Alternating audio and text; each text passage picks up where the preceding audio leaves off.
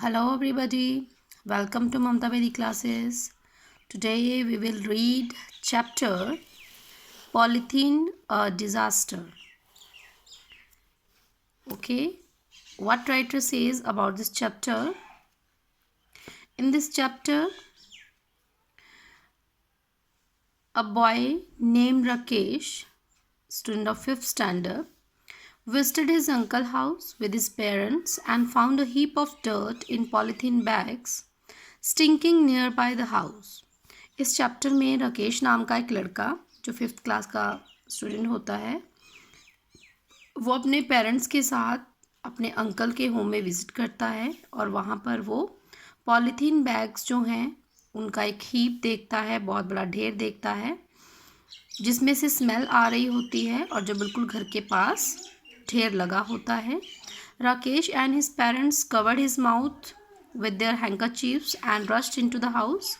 अब राकेश और उसके पेरेंट्स अपने नाक मुंह हैंकरचीफ से कवर करते हैं और फटाफट से घर में एंटर करते हैं.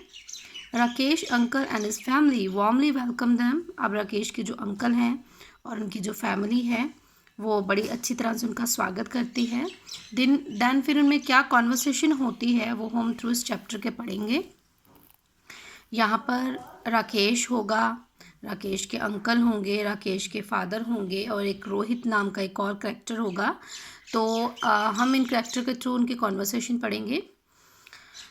फर्स्ट ऑफ ऑल राकेश पूछता है, uncle why is there so much of stink outside the house. Uncle घर के बाहर इतनी ज़्यादा स्मेल क्यों है? स्टिंक होती है बदबू. ओके. अब राकेश के अंकल रिप्लाई करते हैं, my dear son it is because of the dirt in the polythene bags. ये सब जो पॉलीथीन बैग्स हैं उनमें जो गंदगी है उनके कारण है. राकेश दोबारा से क्वेश्चन पूछता है, व्हाट इज़ पॉलीथीन? पॉलीथीन है क्या? राकेश के अंकल आंसर करते हैं, it is a tough light flexible synthetic resin made by polymerizing ethylene chiefly used for plastic bags, food containers and other packaging. अब राकेश के जो अंकल हैं वो बताते हैं कि एक तरह का हार्ड और लाइट फ्लेक्सिबल सिंथेटिक रेजन होता है जो पॉलीमराइजिंग करके एथिलीन को बनाया जाता है और ये यूज़ होता है प्लास्टिक बैग्स के लिए, फूड कंटेनर्स के लिए और अधिक जो अदर पैकिंग मटेरियल है उसके लिए ये जो है वो पॉलीथीन यूज़ होता है. राकेश क्वेश्चन करता है, हु डिस्कवर्ड इट? इसका आविष्कार किसने किया था? Then Rakesh uncle replied, it was discovered by a German scientist Hans von Pachman. अब हम सब पॉलीथीन को यूज़ तो करते हैं लेकिन हमें भी नहीं पता कि उसको डिस्कवर किसने किया है ना. तो उसको डिस्कवर किया था जर्मन के साइंटिस्ट ने, हैंस वॉन पचमैन ने. He had completely by accident. और ये जो आविष्कार हुआ था ये एक्सीडेंटली हुआ था, अननोइंगली हुआ था. Made polythene a waxy residue at the bottom of his test tube. जब वो अपने एक्सपेरिमेंट में बिजी था तो जो उसकी जो जिसमें वो टेस्ट कर रहा था है ना, वो जो ट्यूब थी तो उसके बॉटम में कुछ वैक्सी सा रेसिड्यू बॉटम में बच गया. He had little idea of the material significance. तो उस टाइम पे साइंटिस्ट को उस मटीरियल की इम्पॉर्टेंस के बारे में इतना नहीं पता था. He was not to know that the substance was an early form of what we now use in everyday life. तो उस टाइम पे उस साइंटिस्ट को नहीं पता था कि इस सब्सटेंस का जो इतना ज़्यादा यूज़ होगा जो कि आज हम डेली लाइफ में कर रहे हैं. तो अननोइंगली एक्सीडेंटली ये जो पॉलीथीन था इसका जो आविष्कार हुआ था. नेक्स्ट राकेश पूछता है, but uncle why are there so much polythene bags? यहाँ पर इतने सारे पॉलीथीन बैग्स है क्यों? राकेश के अब जो फादर हैं वो कहते हैं, my son I will tell you the reason for this. तो मैं तुम्हें इसका रीज़न बताता हूँ. राकेश फादर. अब राकेश के जो फादर, अब रोहित क्या पूछता है, uncle I also want to know them. अब राकेश क्या है, राकेश जो रोहित जो है वो राकेश का कज़न है ना. तो वो भी पूछता है कि हाँ मैं भी ये जानना चाहता हूँ कितने सारे ये जो पॉलीथीन बैग्स यहाँ पर क्यों हैं. राकेश के जो फादर हैं वो कहते हैं, okay dear but listen carefully and I expect that after listening to me you kid will stop using polythene bags which we elder have so far failed to do. अब यहाँ पर राकेश के फादर कहते हैं कि ओके बच्चों, मैं आप बताऊँगा, आप ध्यान से सुनना, और मैं ये एक्सपेक्ट करता हूँ कि ये सब कुछ सुनने के बाद तुम बच्चे इस पॉलीथीन बैग के यूज़ को कम करोगे, जो कि हम एल्डर्स जो थे वो फेल हो गए इसके यूज़ को कम करने में. In fact you have to make a promise not to use polythene bags and also encourage other kids in your schools and neighbourhood not to do so.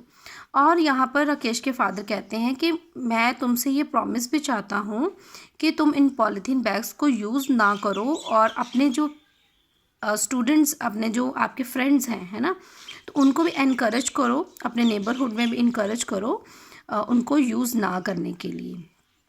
Rakesh and Rohit बोलते हैं all right we promise it, ठीक है हम promise करते हैं.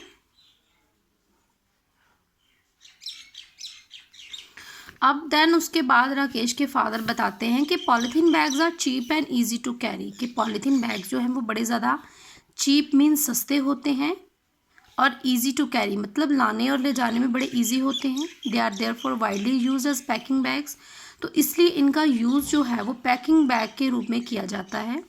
Most people also find them easy to dispose of after use as they are very light and can be easily thrown away. और ज़्यादातर लोग जो हैं इसको यूज़ करना आसान समझते हैं, इसको डिस्पोज करना आसान समझते हैं आफ्टर यूज़, कि वो उसको लाइट होने की वजह से उसको फेंक सकते हैं. ठीक है. While they were rarely found during the 1960s and 70s, their usage has increased at an alarming rate since they become popular during the 1980. अगर हम 1960 और 70 बात करें तो ये जो पॉलीथीन बैग्स थे बड़े ही कम नज़र आते थे, हमें रेयर नज़र आते थे. ठीक है. लेकिन 1970 के बाद अगर 1980 की बात करें तो उस टाइम पे इसकी जो यूज़ थी वो अलार्मिंग रेट पर, अलार्मिंग रेट होता है खतरे की घंटी, है ना, तो अलार्मिंग रेट पर इसका जो यूज़ था वो शुरू हो गया.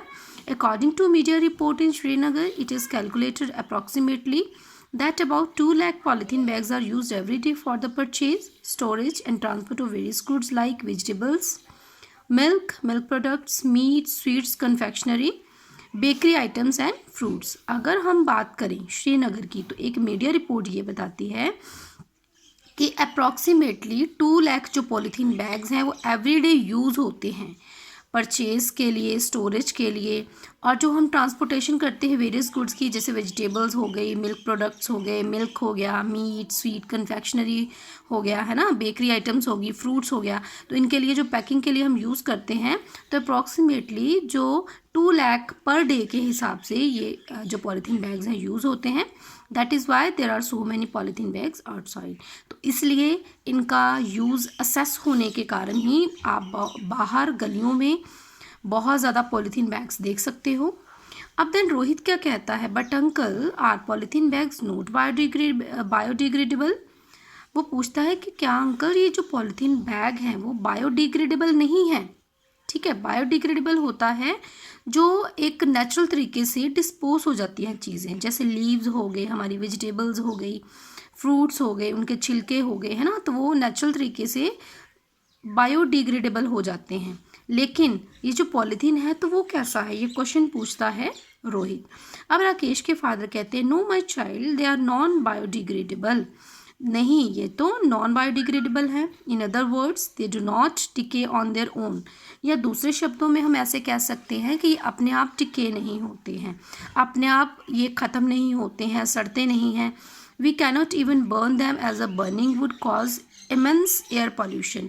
अब इनको हम जला भी नहीं सकते, अगर इनको जलाएंगे तो इनसे जो बहुत ज़्यादा पॉल्यूटेड जो एयर है, ठीक है, वो बनेगी और जिससे कि बहुत ज़्यादा पॉल्यूशन फैलेगा. अब रोहित कहता है कि uncle what are the harmful effects, इसके हार्मफुल इफ़ेक्ट्स क्या हैं ये भी हमें बताइए. ओके स्टूडेंट्स, आज के लिए इतना ही. नेक्स्ट जो रिमेनिंग पार्ट है चैप्टर का वो हम नेक्स्ट वीडियो में पढ़ेंगे. Till then take care, bye bye.